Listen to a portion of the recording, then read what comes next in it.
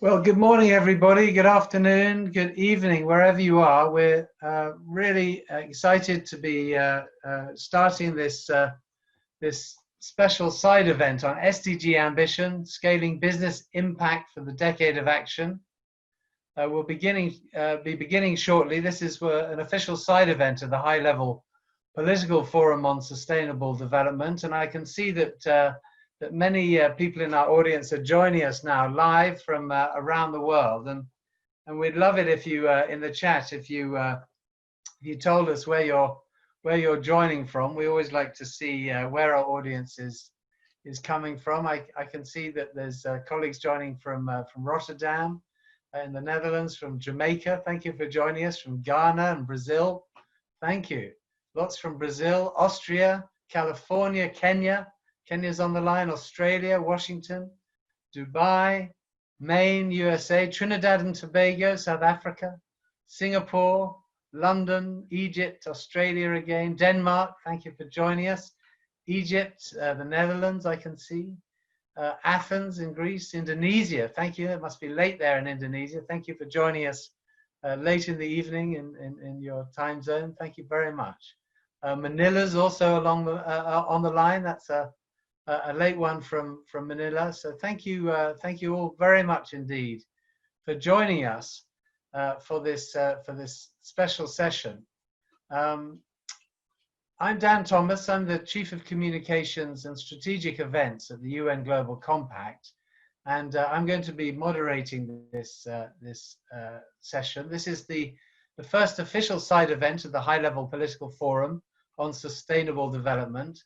Normally, of course, we'd be meeting in person at the United Nations here in New York, but instead we're delighted to have you join us sustainably and from the comfort of your own homes and offices for this virtual event to talk about SDG Ambition, scaling business impact for the decade of action.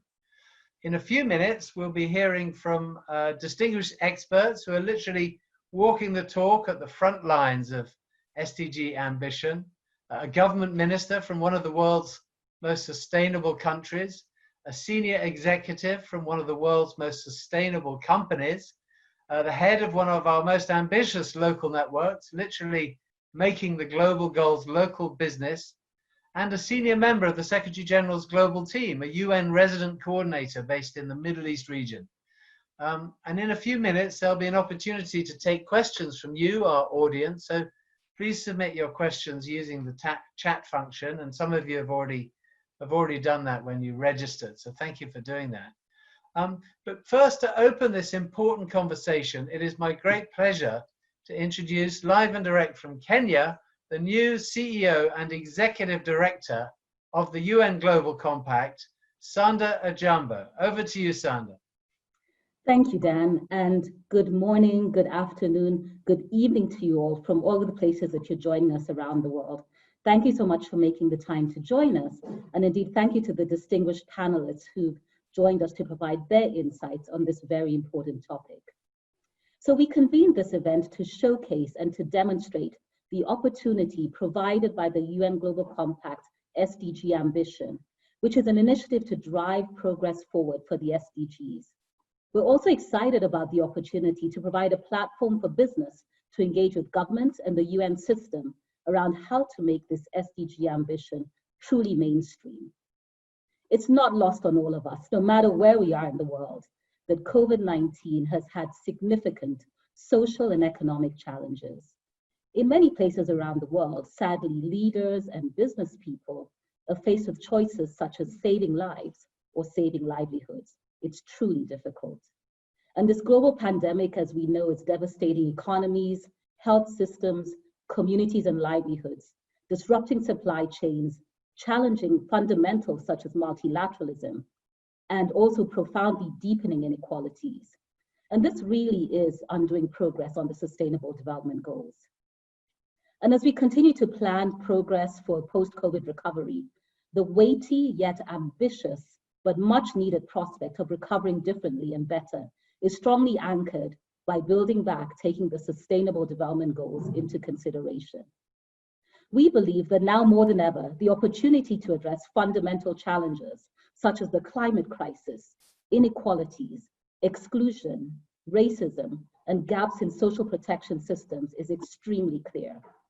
There is also a very clear opportunity to transition to renewable energy, to sustainable food systems, a more gender equitable society with stronger safety nets and a universal health coverage. It's not lost on us also that the unequal impacts of COVID-19 are now intertwining with long-standing injustices, including racism. And we are at the cusp of losing decades of progress in our pursuit of sustainable development. But yet, there is a shining light because we believe that the SDGs serve as an effective guide for the way forward. The challenge is, though, that even before the pandemic, the need for greater ambition on the SDGs, the need for greater ambition to deliver on the SDGs was very clear. We know that collectively, we have not delivered enough progress at the pace or the scale needed. And so that's why we convened this forum to call on business to work collaboratively with other stakeholders, including government and the United Nations, to deliver coordinated, decisive, and innovative action, ultimately ensuring that we can recover better together. We believe that these actions should be guided by a focus on adhering to the 10 principles of the Global Compact, which include human rights, labor rights, the environment, and anti-corruption. These principles will elevate the ambition of the 2030 Agenda and the Sustainable Development Goals. It is also the opportunity to deliver on principles, purpose, profit, and inclusive business to ignite and drive business benefits. In January this year in Davos, under the leadership of UN Secretary General Antonio Guterres, the UN Global Compact, together with Accenture Strategy and SAP, launched the SDG Ambition program in a bid to support companies to be more bold, more ambitious, and highly transformational in how they run their business to deliver on the 2030 Agenda. And while being ambitious, we know it's also imperative to make companies show tangible, practical, and scalable actions. And at our recent Leaders Summit, which had an unprecedented over 20,000 viewers and participants, we were delighted to launch an initial set of business benchmarks to advance the SDGs. In practical terms, these are benchmarks such as setting a 1.5 degree aligned science-based emission reduction target, achieving gender balance at all levels of management, achieving net positive water impact, and ensuring zero deforestation across operations and supply chains. Some of the other ambitions speak to the need for companies to set ambitious goals and targets across decent work, circular economy, anti-corruption, and its supply chain. I'm really pleased to say that progress is already underway in a number of these areas. For example, we know that over 250 companies are already stepping up to set science-based targets aligned with limiting the rise in global temperature. Over 250 companies in 19 countries have already signed up to be part of the Target Gender Equality Program, which looks at setting ambitious targets for women's representation and leadership. And over the next 2 years, we will work together with our local networks around the world to support companies in integrating these goals and targets into their strategies and business plans. Overall, we aim to engage at least 1,000 companies in at least 30 countries across all continents to be more bold, more ambitious, and transformational in how they run their businesses in order to deliver on the 2030 Agenda. Because after all, businesses cannot function in a sustainable manner if the society around it is failing. So again, thank you for joining us, and I truly look forward to following the discussions today and to hearing from the diverse range of stakeholders present on how we can collectively raise our ambitions during this decade of action to deliver on the SDGs. Thank you once again. Over to you, Dan.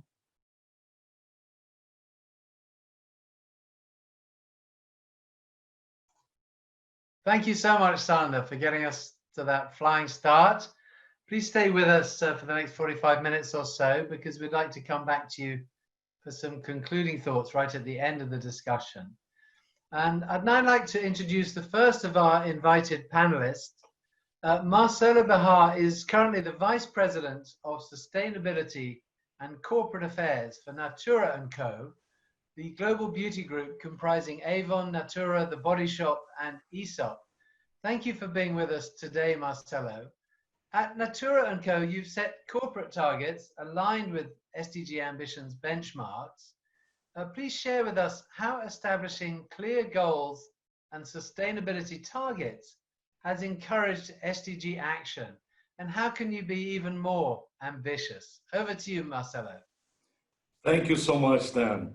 And thanks a lot for the Global Compact, for the invitation. It's an honor for Natura & Co to be with you today, the first day for Sanja in a global event, and also on the 14th of July, a very important day for the whole world, where we cherish values like liberty, equality, and fraternity. So this is a very important day for all of us. And regarding to your question, I would say that it's crucial for Natura & Co to be not only aligned with the Sustainable Development Goals, but try to really place them in a way that it can take all our 4 companies to achieve them, and some of them ahead of the target. So in order to do that, we just launched on June 15th our commitment to life. Our commitment to life is our vision for 2030. So with 3 different pillars, considering the different aspects of the 17 SDGs. So the Sustainable Development Goals, they reach a holistic horizon of important things that mankind needs towards a better future. And in order to achieve that, we divide that into 3 different pillars. On the first one, we are saying that we will address the climate crisis and protect the Amazon. So as you know, many companies, they pledge for maintaining the world temperature until 1.5 Celsius degrees from pre-industrial levels. And we did commit to that until 2050. And with Commitment to Life, we are taking that into 2030. So we are committing ourselves to do that 20 years ahead of what we would expect to do that before. And we are doing that not only on carbon, considering the metrics that we had, but we will be using science-based targets. So a measurement that will be able not only to make the carbon puzzle more comprehensive, but to be more effective with other businesses, with governments, and to be more transparent as well.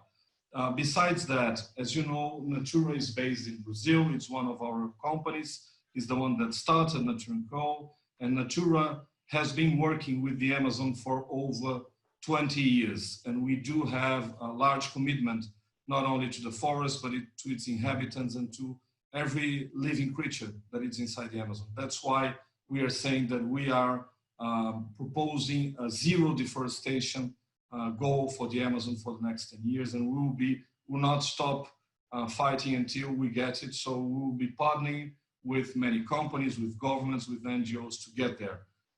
Besides that, we'll be creating and we'll be helping science-based targets to shift the model for biodiversity on science-based targets as well. I think at Natura & Co, we are really engaged not only on the carbon front to have some metrics that rely on science, but also on biodiversity. On the second pillar, which is a more social pillar, and as Sanja said, nowadays, it's clear to everyone that we cannot be sustainable in a world that it's not moving towards equality. We are standing that we will defend human rights and that we will be more humankind. In order to do that, we'll tackle gender equality, we'll assure inclusion of underrepresented groups, and we will assure living wage for all our employees. We are also measuring the progress for those who are on network, our representatives, our consultants, who are very important for our business. So the way that they are living and the way that they are doing business will be measured not only on the economical aspect, but also on the social aspect and on their inclusion on education and health. And besides that, we will be intolerant against infringements for human rights in our supply chain. And finally, the last aspect is about our business, and we will embrace circularity and regeneration to assure full circularity on packaging, 95% of renewable and natural ingredients and biodegradable formulas. I think those are the main targets where we want to achieve and to move faster towards having the SDGs put in place before 2030. Thank you very much, Marcelo. Thank you for your SDG ambition at Natura & Co, one of our founding companies. So thank you so much for the last 20 years of engagement in the 10 principles and now the Sustainable Development Goals. Please stay with us. We'd like to come back to you later for some questions. Our next speaker is Carla Pereira, the Executive Director of Global Compact Network Brazil. In the private sector, Carlo has direct experience implementing sustainability programs in companies from the energy, cement, and consulting services sectors. He's the co-chair of the Compact's Global Network Council and sits on the UN Global Compact board. Thank you for being here, Carlo. And here's my question for you. To embed the SDG ambition at the country level, Global Compact local networks are playing a critical role in building capacity and providing the platform for businesses to truly integrate the benchmarks into their corporate strategies and operations. Why does the Global Compact Network Brazil think this SDG Ambition initiative is important, and how are you supporting the business community in Brazil to make real progress on the global goals? Over to you, Carla. Thank you, Dan. Thanks for having me. Good to see that you are safe and well. Dan, we are in the worst crisis of our times, that's for sure, but a unique opportunity for humankind. And look, we are entering a new era. So this profound crisis, the COVID crisis, is accelerating the transition process from a shareholders economy to a stakeholders economy. 10 to 15 trillion dollars, 10 to 15 economic recovery plans, and the relevant part of it is related to green recovery. Last week, the European Central Bank announced its intention of using its almost $3 trillion purchase scheme to pursue green goals. 96% of the ESG indexes outperformed their parent index in the first quarter of this year, already with the COVID crisis. So it's good news, right? And the new zeitgeist is vocalized by millions of Greta's Thunbergs around the planet, by the streets that are claiming for a more equal, safer, and resilient society, where racism, inequality, pollution, corruption have no place. Last year, 47 countries experienced severe unrest, and the forecast for 2020 was more than 70 countries, not to mention the tens of millions protesting against the climate crisis. Companies know that they are part of the problem as well as part of the solution, and they must align their purpose with broader societal goals. And business leaders have been pressured to take action, to be activists by investors, consumers, governments, and societies at large. And the Trust Barometer report shows that 78% of people expect CEOs to take action to tackle societal issues. So we have Build Back Better, Recover Better, the Great Reset, you name it. A lot of initiatives to pave the way to a better world. Fortunately, you already have a strong start point for what the world economic, social, environmental, and governance outcomes should be. So it is the 2030 Agenda and the SDGs. And in Brazil, as you know, the effects of the pandemic are substantial, since we were already retreating in some critical indicators, such as the number of people living extreme poverty and unemployment. More than ever, the private sector must act. Business can't succeed in failing societies, as Sandra said, and working towards the 2030 Agenda increase their resilience and chance of success. The SDGs framework prepares us better to face complex economic and social environmental problems. The SDG Ambition is the initiative we needed to challenge and support companies in raising their level of ambition for the achievement of the global goals, fulfilling society's expectation and also the planet's needs. And beyond running an open national edition of the program, we are willing to have state-level ones. We're launching our first SDG regional hub, which promotes the Global Compact and the SDGs in different states in Brazil. And the first one is Minas Gerais, which is the third largest state in GDP in Brazil. Minas Gerais, important to say, was chosen as the first hub because there was already an amazing movement towards the 2030 agenda. It's called 2030 Challenge Network. We know that only going local to where the challenges are faced daily, we can make a real difference, making global goals local business. And to be effective, to promote impact, we have 7 multi-sectoral action platforms with 60 to 150 organizations in each, and more than 30 active initiatives with clear outcomes, all connected to the 10 principles, our 10 principles, and the SDGs. We are referencing Brazil for human rights and corruption, climate, water, and more than that, in supporting companies to work strategically with the global goals. And more important, to finish, we have a very vibrant multi-sectoral network and also a fantastic team. Over to you, Dan. Thank you. Thank you so much, Carlo. And once again, please stay with us and we'll come to you for some questions in a minute. Sure. Next up, we have Dina Asaf, the UN Resident Coordinator based in the United Arab Emirates. Thank you for joining us, Dina. As the most senior UN representative in the UAE, you bring together the different UN agencies to improve the efficiency and effectiveness of operational activities at the country level. Our question for you is this: how can SDG Ambition transform economies and achieve the SDGs? What are the plans for SDG Ambition to be rolled out in the United Arab Emirates, and what impact could it have? Dina, over to you. First of all, thank you very much for this opportunity. And I wanted to say it's great to also speak after my 2 colleagues who are working directly in the various local networks, that this also further strengthens the comment that I'm going to provide.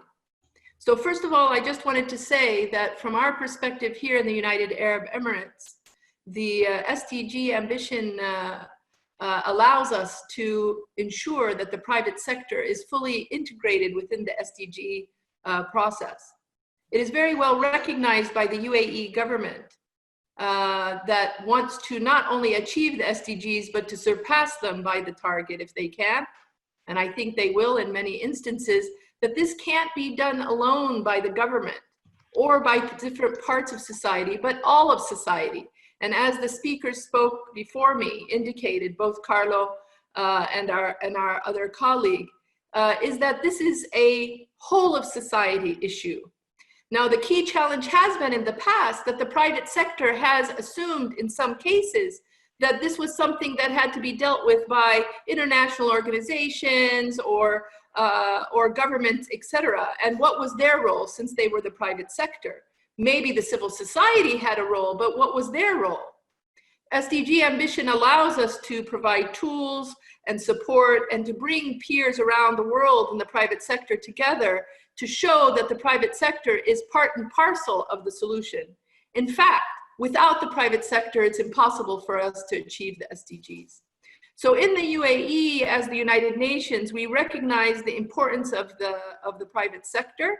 I'm a board member as well in our local network. And we had set, oops, there's an echo.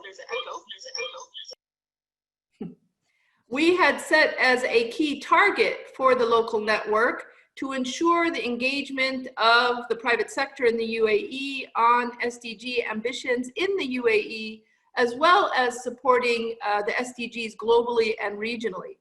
As many of you probably know, in the UAE, we have a very strong private sector, which is also multinational. So we have that added element of reach that even goes beyond the UAE.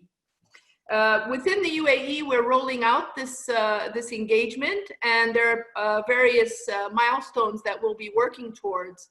One of them, which is really critical, I think, is that there are already companies that have shown their progress in supporting the SDGs, and they can take on a role of mentorship of other companies who are new to this idea. This is one of the aspects of the program we're rolling out here, is so that people can learn from each other and benefit. But again, having the whole program allows us even to benefit across countries. Additionally, I just wanted to also indicate that we will be looking at how to engage all levels of private sector. So not only the largest of companies, but also small and medium enterprises. This is also very important, that it's not only the large companies with a bigger budget that should be engaged, but everyone can have a role. In the United Nations, we will be tying the work of the private sector to the plans that we also have here for the United Nations, and integrating an alignment with the UAE's national priorities. So this is also to ensure a more integrated approach. So I'll stop here, and maybe I can answer further questions in the clarification section. Thank you very much. Well, thank you so much, Dina. That's really, really interesting, and really great to hear about what you and the United Nations are doing in the United Arab Emirates. You mentioned there a bit about how you also work with the smaller companies to increase their SDG ambition. Just why don't you just kick off by our moderated discussion by just talking a little bit about that. How can we reach the smaller businesses in the world and engage them also in this mission that we're on to achieve the SDGs by 2030? Dina. Thank you very much. Yes, and that's why I mentioned up front one of the key tools that we'll be using, and I use the term mentorship. We need to do advocacy and outreach, so there has to be involvement of different companies in leading and being part of the messaging that we do in the country. So we'll be doing that and bringing, so for example, we have, as many of you know, this is the 75th anniversary of the UN this year. We will be having a series of consultations in the country. We'll be reaching out to the private sector to be part of those consultations and to learn about the SDGs. We have various, as the United Nations, various other ways of doing advocacy. But now we want to bring in also the local network to also take on the initiative of advocacy and information sharing. But then the actual way is you can't just tell people about it, you have to show them and help them. And this is why the mentorship program that we're putting together is really important, and why also having the SDG Ambition as something managed by the Global Compact is so important. Because then it's not about us figuring it out on our own here in the UAE, but we're doing it across the world together. So we'll learn from each other and support one another and see how best to customize the tools and support that we're learning on. And that's where I find, as resident coordinator, that I'm very happy to have this initiative, because I know that there's a support network around the world that will help us in the work as we move forward here in the UAE. Great, thank you so much for those comments. And Carla and Marcelo, if you could turn your cameras on. Here's a question from the audience. I think for all of us, that we'll have a short answer to. You know, what can be done to scale SDG ambition from, you know, the first 1,000 ambitious companies to 10,000 to 1 million companies to achieve this? How hard is it going to be to scale this up? Carla, why don't we start with a short answer from you, and then Marcelo. Sure, Dan, thank you. I think it's a movement. So we have, for example, in Brazil, the first maybe 30 companies, and I'm sure that in a short term, we are going to have much more. And as I said, I really believe that sustainability is now you know, I forgot the word, but anyway, is now there for everyone and all the companies in the private sector, and not only the private sector, but the financial sector is already there in pressuring, in pushing this very subject. So all the companies, the big companies for sure, they're going to have a very clear and comprehensive strategy for the SDGs. So that's why, I really believe this amazing tool, as Dina said. So I really believe that it's the very, very initial of this movement. So I believe many companies will come. Thank you. Marcelo, are you seeing that your ambition is being emulated? Are you pushing other companies, your competitors and other companies, to follow suit and be ambitious? Yes, thanks for the question, Dan, and thanks for the contribution from my colleagues here. And the answer is yes. I think we are seeing a growing interest on not only sustainability, but mostly by taking the SDGs as common denominators for different companies. And I think in order to scale that up, we should think about three different aspects and three different angles.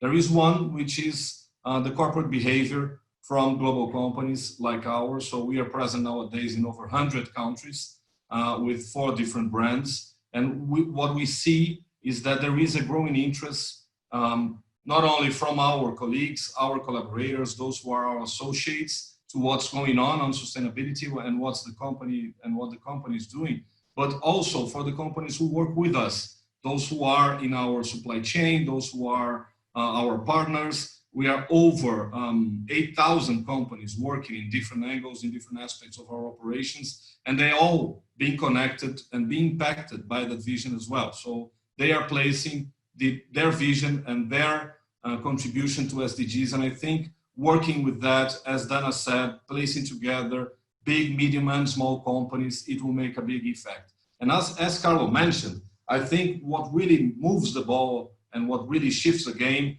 is when investors got along with it. And I think we are seeing a growing interest on investors, not only on companies that are talking and that are presenting themselves with SDGs, but mostly what investors really know and are keen for, which is numbers. So companies who are really tracking what they're doing and are measuring their results, not only in the economical aspect of it, but also in the environmental and social phases that they represent in society. So what investors really want to know is how sustainable your business is, for how long, and why. So if companies are able to present that, the SDGs are certainly one of the best denominators to achieve things like, what is your waste number? What is your number on water? What is your number on carbon? And what are you doing towards biodiversity and laws of nature? When investors get a clear picture of that, they know which companies are performing well, not only on economic results. And I think that's what really shifts the game. Thank you. Thank you. That's a great answer. Dina, I'm wondering, how hard is it to get everybody to work together at the national level, the government, the businesses, other stakeholders, the multi-stakeholder partnerships that are so crucial to making this SDG ambition work? And also, do you see an opportunity to build this into the voluntary national review process here at the high-level political forum? What are your thoughts on those things? Thank you very much. I also wanted to add, which fits into your question, so thank you for the questions, that as we're looking to build this up and to understand how to scale, I think our current situation in COVID has changed everything.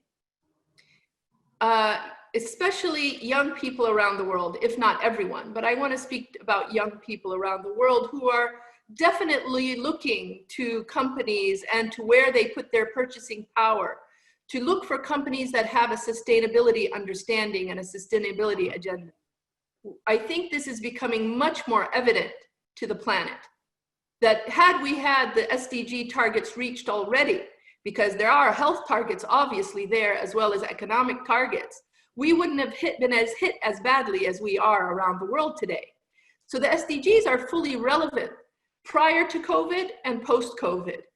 So as we speak about how we come all together, as your question states, as my title is UN Resident Coordinator, which is a coordination role, which is part and parcel of what I do. My job is to find ways to align not just the United Nations together, but with all parts of society. And this is where you look for the common goals and the common denominators behind all.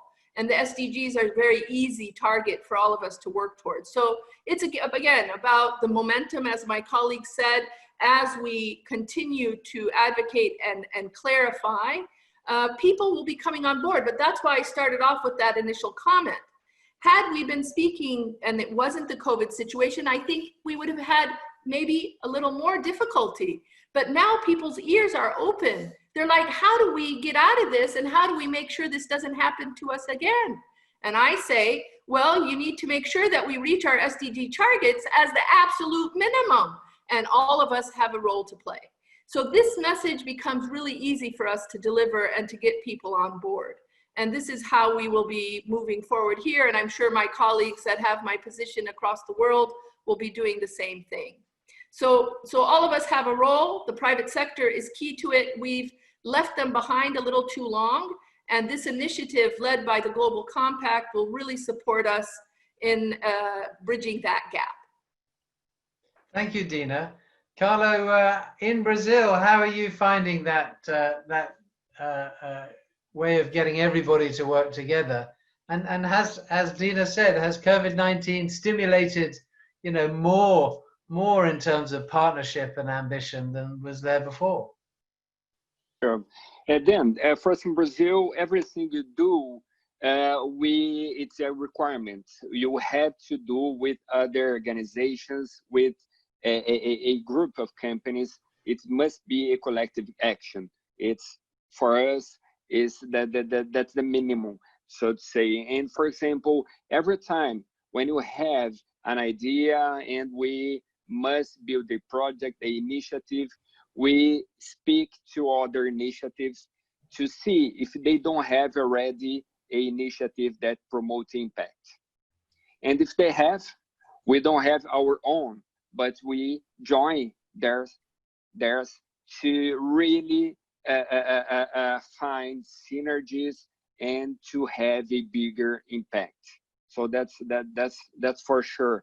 And also, as I said before, we have over 7 initiatives, and those 7 initiatives we have between 60 and 150 institutions. And we have their private sector, we also have NGOs, and we also have the public sector. And of course, all of them focusing in the private sector. We are the Global Compacts. We are the UN initiative for the private sector. But it's very important to have everyone on board, all the sectors on board, to really think the best way, the best project, the best initiative.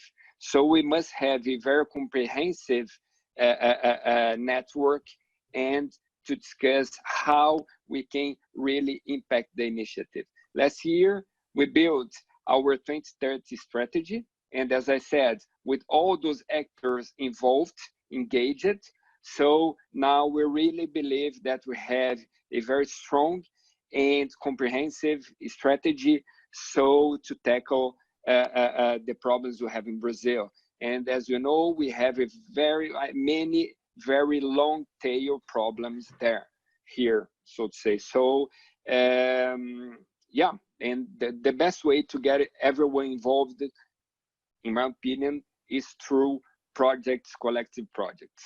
Not only discussions, but real action. Thank you very much, Carlo. And we've got time for a couple more questions, but firstly, Marcelo, over to you. How are you at Natura & Co working with other stakeholders? How do you work with civil society and governments, national and local governments? How is that going for you? And do you feel supported in the ambition on the SDGs that you are driving as a business? So Very good question, Dan. So we work for many years now on a multi-stakeholder level in dialogue with those actors. Carlo is a great friend of ours, present in many discussions and helping a lot in Brazil. Also, institutions like the World Economic Forum, the World Business Council for Sustainable Development. To be honest, with over 40 institutions we work with on a daily basis for the 4 brands. So that's the institutional approach. Of course, we do always try to have a collaborative presence with all the governments that we work with, because nothing will be accomplished only by governments or companies. It will always come out as dialogue and out as public policy that is crafted based on what's really going on society and what drives economic change. And as Dina said, I think COVID really presented a major change in the way that we produce dialogue as well.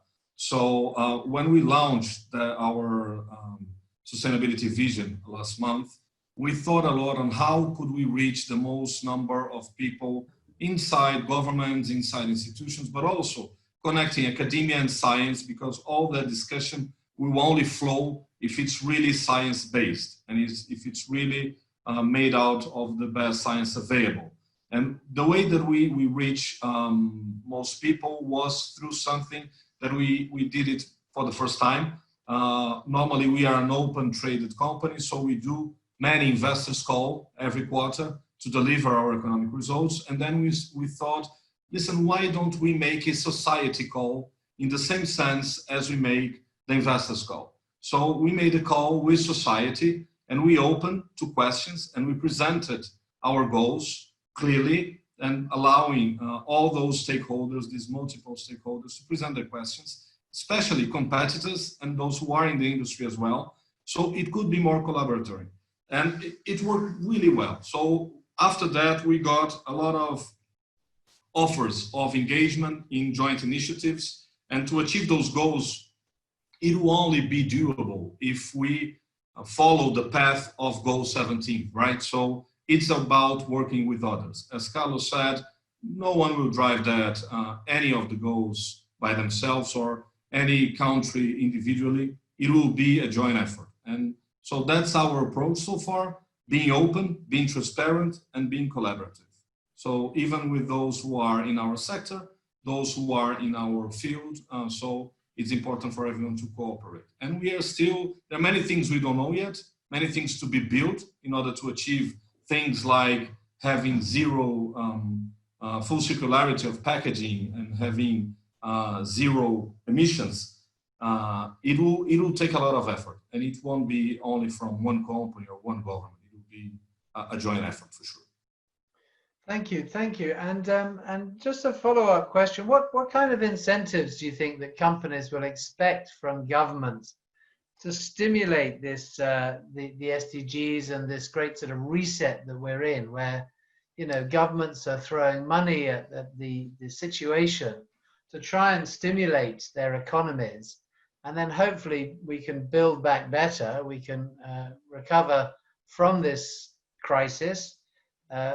3 major crises: climate crisis, a crisis of inequality and anti-racism, and also COVID-19. But how can what sort of expectations do you think the private sector has in terms of government stimulus to get this really going?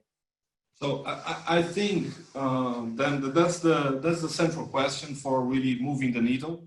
And probably it will be an effort from both ends. From one side, we already see many governments shifting their policies and their expectations towards a more green economy and towards a low carbon economy. So Build Back Better is not only a hashtag, but it's a practice, and it will be built on really giving incentives to those who are producing with lower carbon emissions, with spreading wealth in a different way, so ensuring that equality really becomes not only a value but a practice, and those who are producing in a way that hopefully can be regenerative, because being zero won't be enough. I think at Natura & Co we are clear that in order to really produce change and to get where the world should be, we should start having a regenerative mindset. So we not only have to avoid doing wrongs, but producing in a way that will recover the economy even faster and nature even faster, and to heal the wounds of society. It's hard, but it's doable. And it's doable through those two instruments, I think. It's public policy and incentives from one hand. So stop incentivizing the old ways of producing and to create, that creates inequality and that creates a lot of waste and pollution. And on the other hand, for investors that do have to play a major role on telling which companies should be supported by acquiring shares and maintaining possibilities of those who are really more sustainable, so they can also provide more safety to the ones who trust on them for their future. So the future really relies on companies who will produce greener and cleaner. That's our perspective. Thank you very much. And Dina, in the United Arab Emirates, is the government stimulating this great reset, this recovery from these global, interconnected global crises?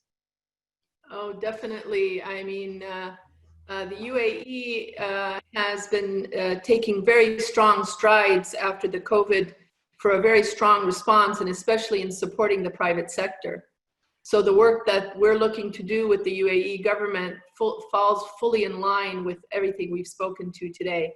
I'm very glad to have a strong partner with the UAE government.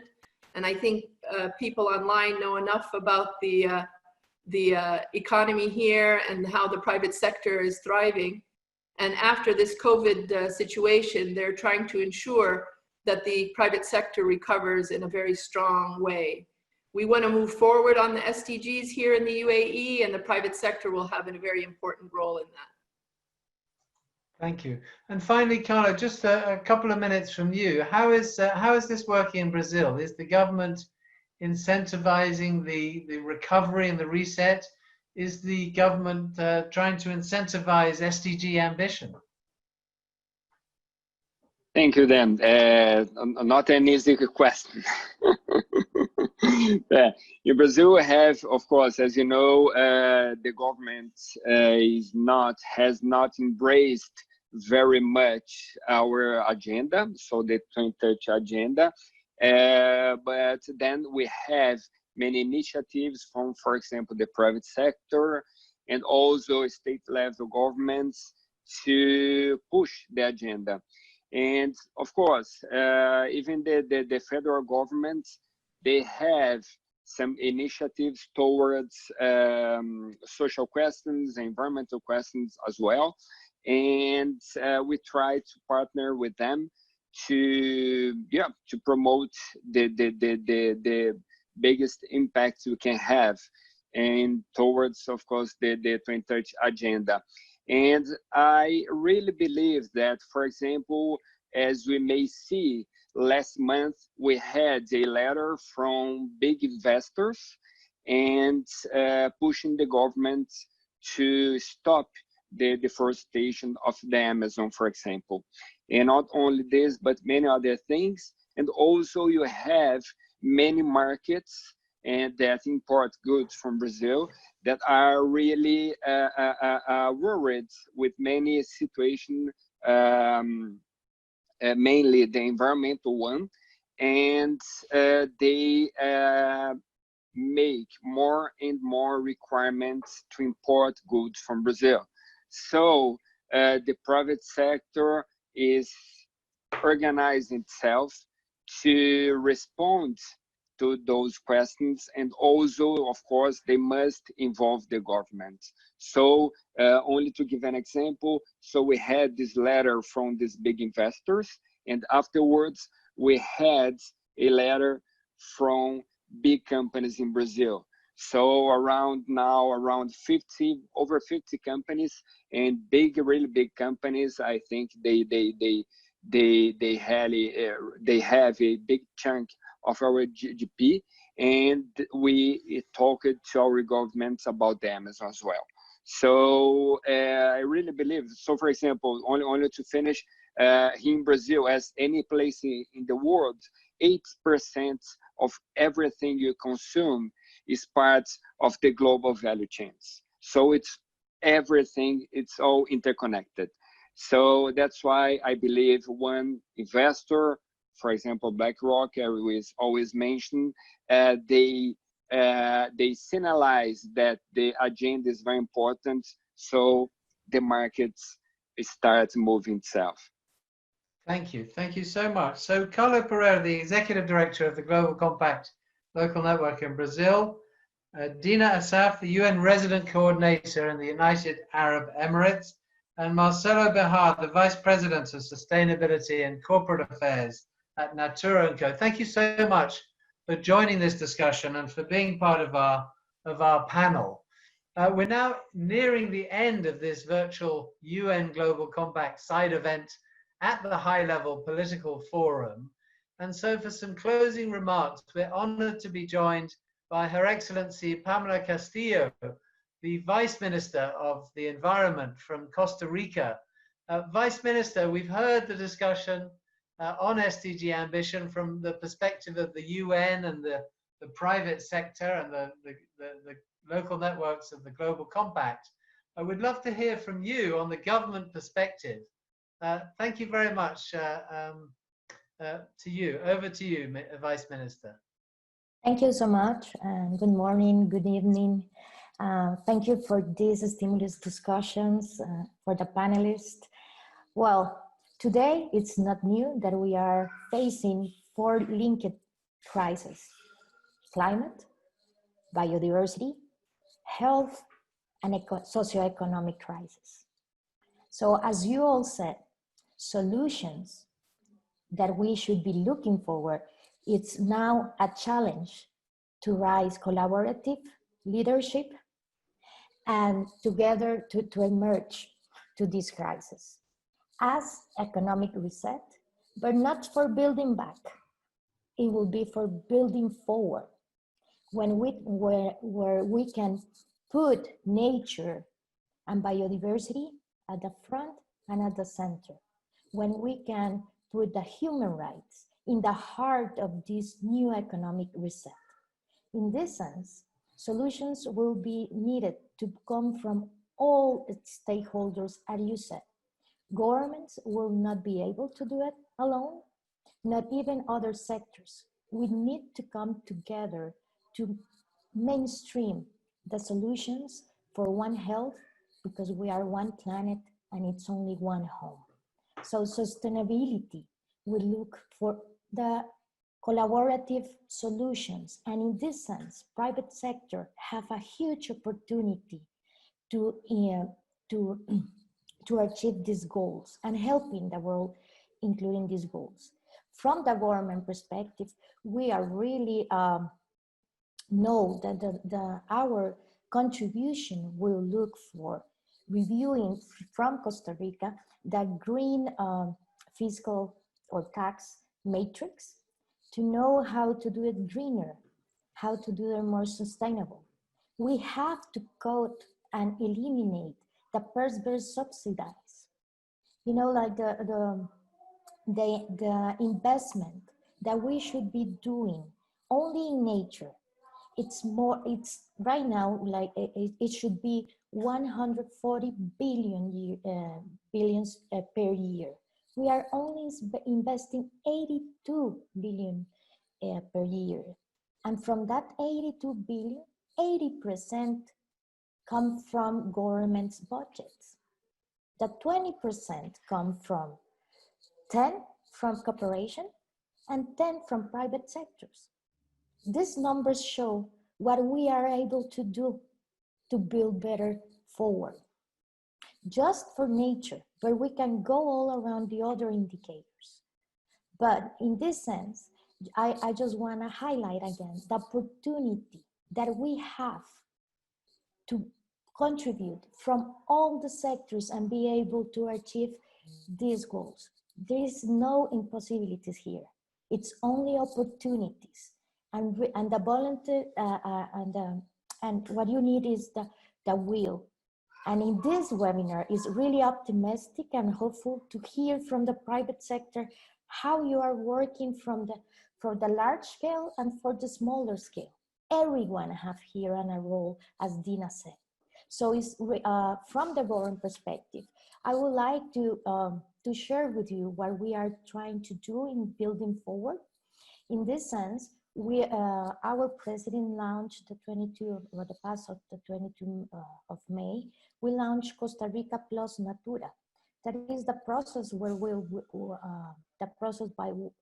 will design a national policy for nature-based solutions that come together the different stakeholders that will be implemented by in the designing and then after the actions in the territory at the local level.